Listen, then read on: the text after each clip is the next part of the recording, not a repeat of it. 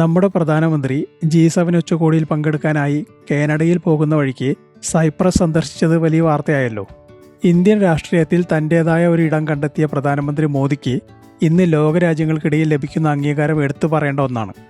വെറും 9 വർഷത്തിനുള്ളിൽ 20-ലധികം രാജ്യങ്ങളുടെ പരമോന്നത സിവിലിയൻ ബഹുമതികളാണ് അദ്ദേഹത്തെ തേടിയെത്തിയത്.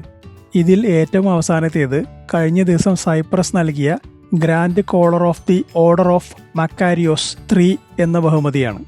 സൈപ്രസിന്റെ സ്ഥാപക പ്രസിഡന്റായിരുന്ന ആർച്ച് ബിഷപ്പ് മക്കാരിയോസ് IIIയുടെ പേരിലുള്ള ഈ പുരസ്കാരം രാജ്യത്തിന് നൽകുന്ന അസാധാരണമായ സേവനങ്ങൾക്കും ലോക സമാധാനത്തിനും നയതന്ത്ര ബന്ധങ്ങൾക്കും മറ്റ് സംഭാവനകൾക്കുമായി നൽകുന്ന പരമോന്നത സിവിലിയൻ ബഹുമതിയാണ്. സൈപ്രസും ഇന്ത്യയും തമ്മിലുള്ള ഉഭയകക്ഷി ബന്ധം ശക്തിപ്പെടുത്തുന്നതിൽ പ്രധാനമന്ത്രി മോദി നൽകിയ സംഭാവനകൾക്ക് ലഭിച്ച അംഗീകാരമാണിത്. എന്നാൽ മോദിക്ക് ലഭിച്ച ഈ ആദരം അദ്ദേഹത്തിന്റെ അംഗീകാരങ്ങളുടെ പട്ടികയിലെ ഒരു പുതിയ അധ്യായം മാത്രമാണ്. ഇത് ഇന്ത്യയുടെ വർദ്ധിച്ചു വരുന്ന ആഗോള സ്വാധീനത്തിന്റെയും മോദിയുടെ നയതന്ത്ര വിജയങ്ങളുടെയും വ്യക്തമായ തെളിവാണ്. ഇനി അദ്ദേഹത്തിന് കഴിഞ്ഞ കാലങ്ങളിൽ ലഭിച്ച പുരസ്കാരങ്ങളിലൂടെയും അവയുടെ പ്രാധാന്യത്തിലൂടെയും നമുക്കൊരു യാത്ര പോകാം. പ്രധാനമന്ത്രി മോദിക്ക് ലഭിച്ച അംഗീകാരങ്ങളുടെ പട്ടിക 2016 ആരംഭിക്കുന്നത്. ആ വർഷം തന്നെ 2 ബഹുമതികളാണ് ലഭിച്ചത്. അതിൽ തന്നെ ആദ്യത്തേത് സൗദി അറേബ്യയിൽ നിന്നാണ്. King Abdul Aziz sash. Saudi Arabia ഒരു മുസ്ലിം അല്ലാത്ത പൗരന് നൽകുന്ന ഏറ്റവും ഉയർന്ന സിവിലിയൻ ബഹുമതിയാണിത്. സൗദി ഇന്ത്യ ബന്ധം ശക്തിപ്പെടുത്തുന്നതിൽ മോദി നൽകിയ സംഭാവനയ്ക്ക് ലഭിച്ച അംഗീകാരമാണിത്. രണ്ടാമത്തേത് സ്റ്റേറ്റ് ഓർഡർ ഓഫ് ഖാസി അമീർ അമാനുള്ള ഖാൻ. അഫ്ഗാനിസ്ഥാന്റെ പരമോന്നത സിവിലിയൻ ബഹുമതിയാണിത്. അഫ്ഗാനിസ്ഥാന്റെ പുനർനിർമ്മാണത്തിലും ഇന്ത്യയുടെ പിന്തുണയിലും മോദി വഹിച്ച പങ്കിനാണ് ഇത് ലഭിച്ചത്. ഇനി 2018 വർഷമെടുത്താൽ 3 അവാർഡുകളാണ് മോഡി ഏറ്റുവാങ്ങിയത്. അതിൽ ആദ്യത്തേത് grand collar of the state of Palestine. വിദേശികൾക്ക് നൽകുന്ന പാലസ്തീന്റെ പരമോന്നത ബഹുമതിയാണിത്. ഇന്ത്യയും പാലസ്തീനും തമ്മിലുള്ള ബന്ധം മെച്ചപ്പെടുത്തുന്നതിനുള്ള അദ്ദേഹത്തിന്റെ സംഭാവനകൾക്കാണ് ഇത് ലഭിച്ചത്. അടുത്തത് സിയോൾ പീസ് പ്രൈസ്. ലോക സമാധാനത്തിനും മാനവരാശിയുടെ പുരോഗതിക്കും നൽകുന്ന സംഭാവനകൾക്കാണ് ദക്ഷിണ കൊറിയ ഈ പുരസ്കാരം നൽകുന്നത്.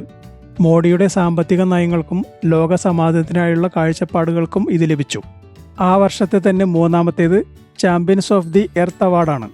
യുണൈറ്റഡ് നേഷൻസിന്റെ ഈ പരമോന്നത പരിസ്ഥിതി പുരസ്കാരം പരിസ്ഥിതി സംരക്ഷണത്തിനായി നടത്തുന്ന പ്രവർത്തനങ്ങൾക്കാണ്.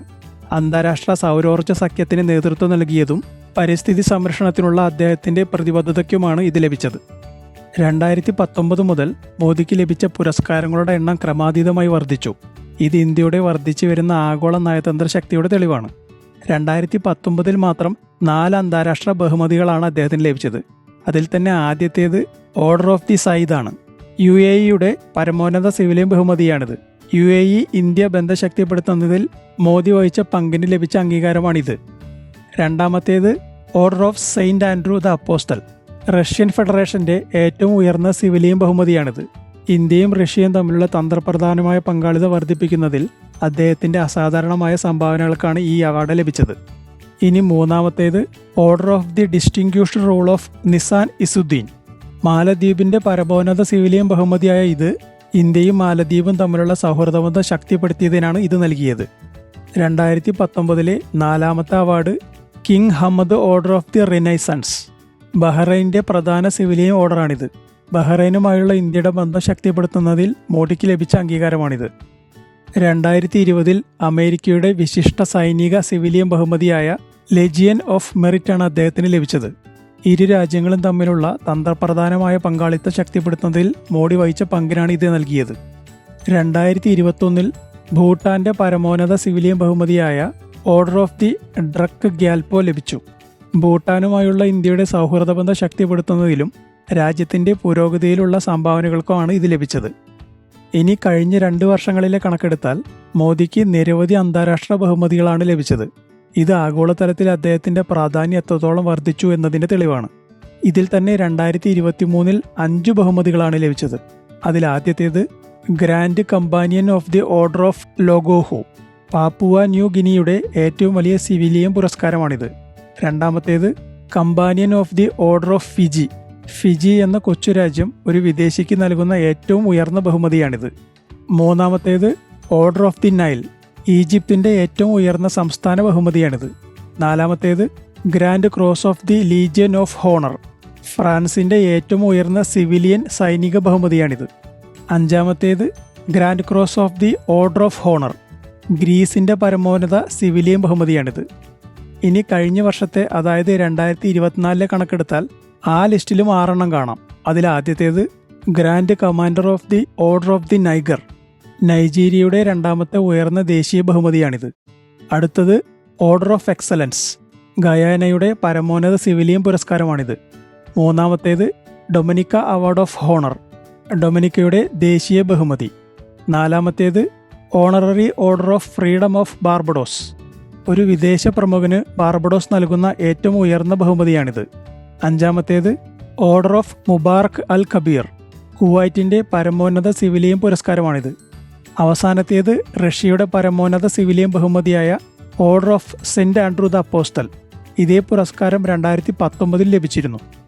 ഇനി ഈ വർഷത്തെ കണക്ക്, അതായത് 6 മാസം കൊണ്ട് അദ്ദേഹത്തിന് ലഭിച്ചത് കഴിഞ്ഞ ദിവസം സൈപ്രസിൽ നിന്ന് കിട്ടിയ അവാർഡടക്കം 3 എണ്ണമാണ്.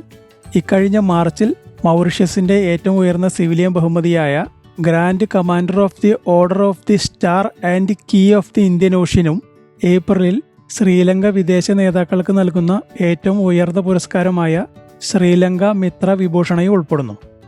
ഈ ലഭിച്ച പുരസ്കാരങ്ങൾ ഓരോന്നും വെറുമൊരു ബഹുമതികൾ മാത്രമല്ല, ഒരു ലോക നേതാവെന്ന നിലയിൽ പ്രധാനമന്ത്രി നരേന്ദ്രമോദിയുടെ വർദ്ധിച്ചു വരുന്ന സ്വാധീനത്തിൻ്റെയും ഇന്ത്യയുടെ നയതന്ത്ര വിജയങ്ങളുടെയും വ്യക്തമായ ഒരു പ്രതിഫലനമാണ്. അന്താരാഷ്ട്ര സമൂഹത്തിൽ ഇന്ത്യക്ക് ലഭിക്കുന്ന ഈ അംഗീകാരങ്ങൾ രാജ്യത്തിൻ്റെ പ്രതിച്ഛായ വർദ്ധിപ്പിക്കുകയും ആഗോള വിഷയങ്ങളിൽ ഇന്ത്യയുടെ ശബ്ദം കൂടുതൽ ശക്തമാക്കുകയും ചെയ്യുന്നു. ഇന്ത്യയുടെ വിദേശ നയത്തിൻ്റെ വിജയത്തെയും വിവിധ രാജ്യങ്ങളുമായുള്ള ബന്ധം മെച്ചപ്പെടുത്താനുള്ള മോദിയുടെ നിരന്തര ശ്രമങ്ങളെയും ഇത് അടിവരയിടുന്നു.